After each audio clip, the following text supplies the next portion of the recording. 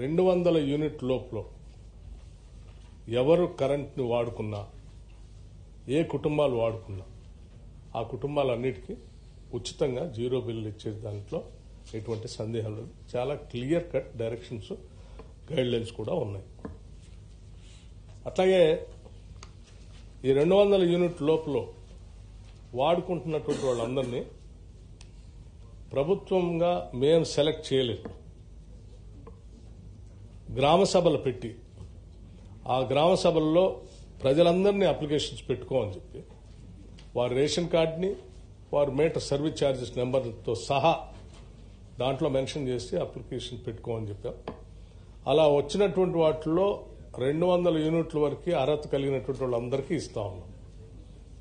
సరే, పొరపాటున ఎవరైనా మిస్ అయి ఉంటే కూడా ఆ గ్రామ సభల్లో, ప్రజావాణిలో, ప్రజాపాలన సభల్లో ఎవరైనా మిస్ అయి ఉంటే కూడా తిరిగి మండల కార్యాలయాల్లో, అట్లాగే అర్బన్ సెంటర్స్లో, డివిజన్ కార్యాలయాల్లో కూడా ప్రజాపాలన అధికారిని స్పష్టంగా ఒక అతను నియమించి లబ్దిదారులు ఎవరైనా మిస్ అయి ఉంటే మళ్లీ తిరిగిపోయి అతనికి అప్లికేషన్ ఇచ్చి కరెక్ట్ చేసుకోవడానికి కూడా అవకాశం ఇచ్చారు. It is a continuous process. ఎప్పుడైనా పోయి చేసుకోవచ్చు. అట్లాగే ఒక్కోసారి ఎక్కువ కాలుతుంది ఫంక్షన్ ఉన్నప్పుడు, ఒక్కోసారి తక్కువ కాలుతుంది, అటువంటిప్పుడు పరిస్థితి ఏంటని అడిగారు.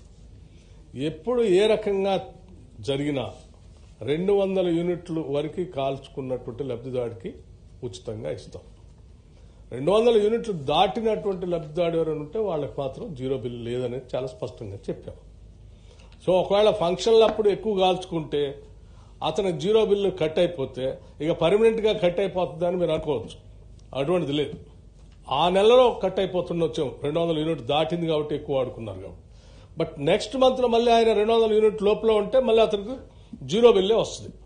సో ఏ ఇబ్బంది లేదు. మీకు కూడా నేను సభ్యులందరూ, గౌరవ సభ్యులందరూ కూడా నేను విజ్ఞప్తి చేస్తున్నాను. మీకు తెలిసినటువంటి వాళ్ళు కూడా ఎవరైనా అర్హత ఉండి ఎవరైనా మిస్ అయి ఉంటే ప్రజాపాలన కార్యాలయంలోకి మీరు పంపించేసి వాటిని తిరిగి మళ్ళీ అప్లోడ్ చేయించే కార్యక్రమాన్ని చేయండి. ఇది మేము రాష్ట్ర ప్రభుత్వం చాలా సీరియస్ గా కమిట్మెంట్ తో చేస్తున్నటువంటి కార్యక్రమం. ఏ ఒక్కళ్ళను కూడా వదిలిపెట్టం. Thank you.